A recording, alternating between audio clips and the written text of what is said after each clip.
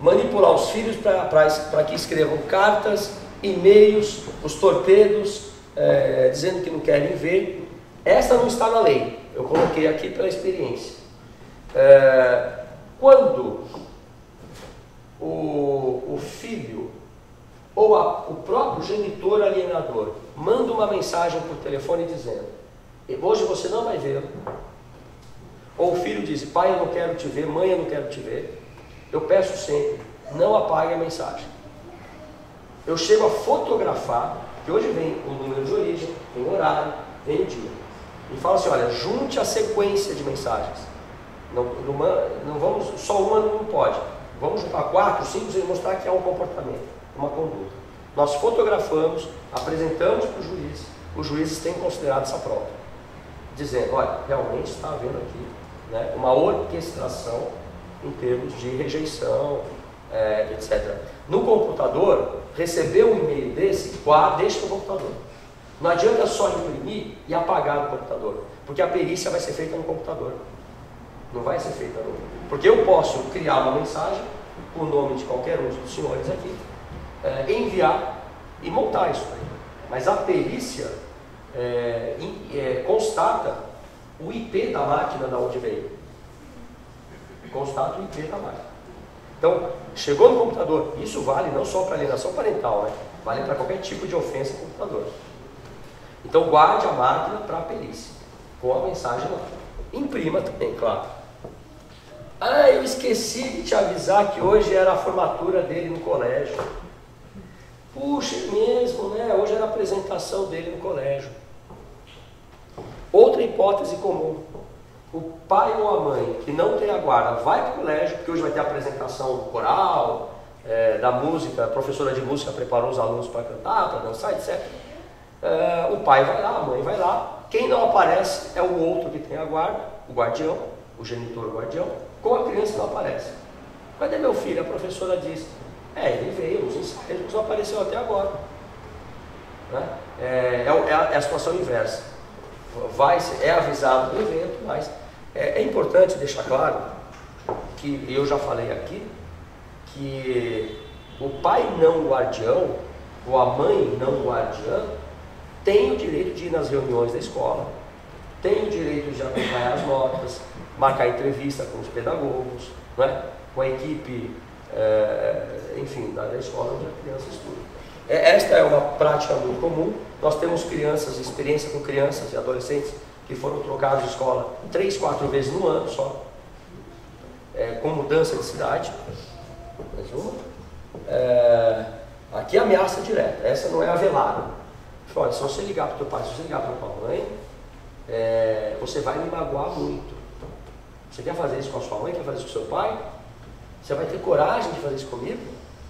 Quando é criança, costumam dizer: olha, o papai do céu vai ficar muito triste com você, se você fizer isso com a mamãe, com o papai. Né? O conflito de lealdade, isso eu queria comentar com vocês.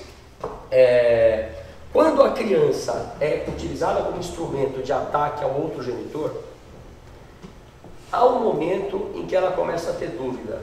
Eu quero telefonar para minha mãe, eu quero telefonar para meu pai, mas aí esse aqui vai ficar magoado, o que eu faço? Esse é o chamado conflito de lealdade, que levará a criança não tratada ao quadro de depressão irreversível. O filho é obrigado a escolher, né? E esse autor é o Edward Taber.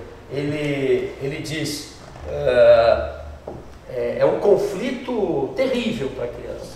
Quando a gente lê o texto dele mais a fundo, ele vai a fundo nessa situação caótica no plano emocional da criança que é instalado. E aqui eu destaquei esse texto sobre o conflito de lealdade, né?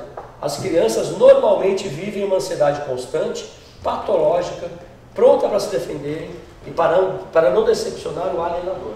A criança passa a viver em função disso, para não decepcionar o alienador. Tamanho grau dessa opressão. Primeiro, o juiz pode declarar, a autoridade pode declarar com base em laudo psicológico: existe aqui um quadro de alienação parental. O senhor, a senhora está advertido para que cesse imediatamente. Esse é o primeiro passo. Formaliza-se esta declaração do processo.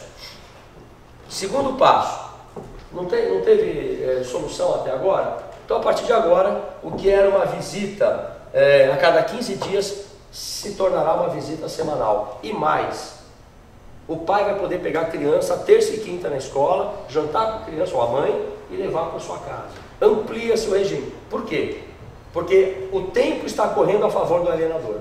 Então, o judiciário e os psicólogos tentam avançar na velocidade dessa corrida, né? Multa pode ser aplicada ao alienador. Então, o senhor vai pagar agora, a cada dia de desrespeito ao direito de visita, vai pagar R$1.000 de multa, que é executável. Como já tem uma decisão judicial, entra-se com a execução, penhora-se o bem do alienador. O senhor tem que comprovar, a senhora tem que comprovar semanalmente o acompanhamento psicológico. A inversão da guarda unilateral ou a transformação daquela guarda do alienador em guarda compartilhada. Eu vou deixar abrir um parênteses aqui. A guarda compartilhada, ao contrário do que pode parecer, não significa que a criança dorme de segunda a quarta na casa de um e de quinta a sábado na casa do outro. Não é isso. A guarda compartilhada é a tomada de decisões em conjunto. Então a criança continua com a mãe ou continua com o pai, mas perde-se um poder que é típico da guarda. O guardião, ele não tem mais o poder de decidir qual escola vai estudar sozinho. Porque o que diferencia a guarda naquela situação de não guarda é o poder de decidir sozinho em qual escola, em qual médico. Isto, se esta guarda unilateral, por razões de alienação parental, for alterada por uma guarda compartilhada, a criança continuará na casa do guardião. Só que a partir de agora, ele não consegue mais mudar de escola, por exemplo, a fugir para o interior, sem que o outro genitor também concorde com isso. E isso é a guarda compartilhada, tomada de decisões conjuntas. Quando o relacionamento entre ex-cônjuges é bom, isso acontece naturalmente.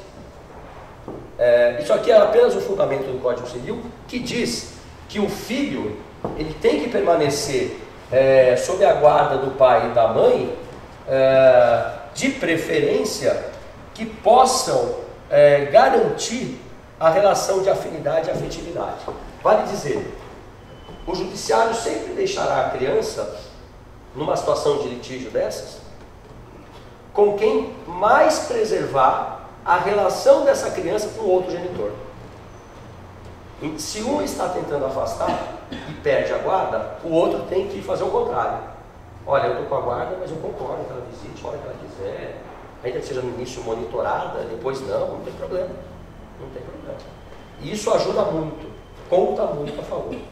Outro poder que o juiz pode estabelecer, aliás, outra sanção, perdão, ele, juiz, estabelece, olha, o domicílio da criança agora é aqui em São Paulo.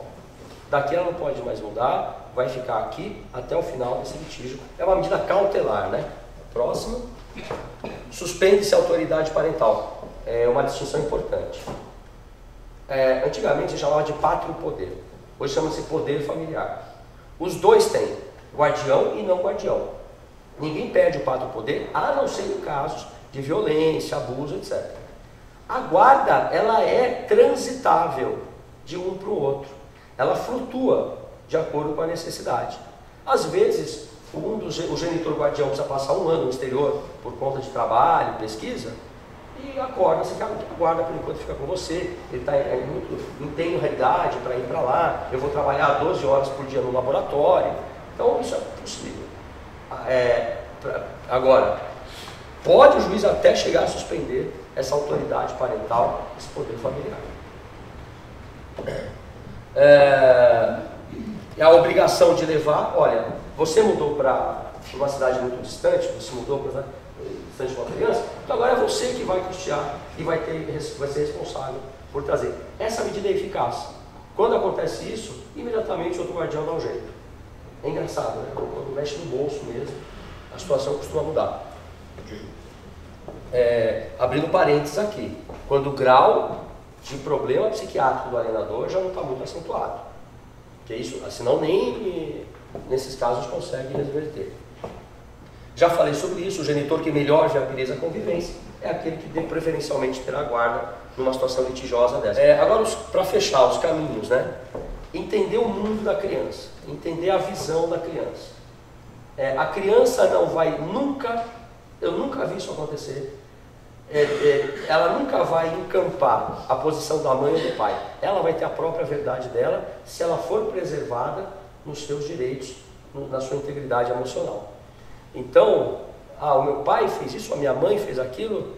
Não, ela vai ter a interpretação dela, né? É preciso respeitar essa visão da criança. Eu não estou falando aqui de crianças vítimas de abuso, em que o pai é afastado e efetivamente abusa da criança, abandona afetivamente. Nós trabalhamos também com abandono afetivo, isso é uma outra palestra, vamos assim dizer.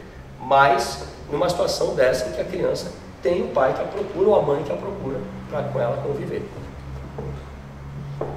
Tentar lembrar os bons momentos em que a criança, resgatar esses bons momentos que a criança teve com o genitor alienado, com os avós alienados, com os primos, com os tios. Isso o psicólogo tem que trabalhar, através de técnicas próprias, né, que esses profissionais conhecem melhor do que ninguém. Olha, o seu pai ou a sua mãe, ele é uma pessoa legal, ele gosta de você, ele está tentando te ver há muito tempo, ela está tentando falar com você, porque isso não é verdade. Lembra que ele te procurava na escola, ou ela te procurava na escola, e quando te levou para passear, tentar resgatar as qualidades do genitor alienado, não é? Aí é o ponto mais difícil, né? Como a gente está aqui falando de um processo patológico, tentar trazer para esse trabalho o genitor alienador. Ele não é o inimigo, ele é o pai ou é a mãe da criança. Então, para o bem da criança, é preciso recuperá-lo. Este é o ponto mais difícil aqui que a gente tem encontrado nesses trabalhos, nesse desafio. O atendimento multidisciplinar, ele vai cercar por todos os prismas e ângulos as necessidades da criança, né? Então é o psicólogo, é o psiquiatra, os amigos, um tio, alguém que tem uma relação estabelecida de confiança com a criança. Vamos imaginar uma situação dessa transportada por uma situação de alienação. Existe um tio ou existe uma tia com a qual a criança conversa mais, procurar preservar essas relações para que ela possa revelar os seus sentimentos, expor as suas necessidades. Outro, aqui conforme mais dos adolescentes, né? Olha, pensa bem, será que a tua mãe fez isso mesmo? Será que a tua mãe fez alguma coisa para você chegar a esse ponto? Né? Você acha que você não pode perder uma grande mãe? Será que você não pode deixar de ter um grande pai, carinhoso, que vai estar do seu lado? Então tentar resgatar essa imagem também. E aqui, a gente, quando se altera uma guarda, nesses momentos, há necessidade de uma adaptação, né?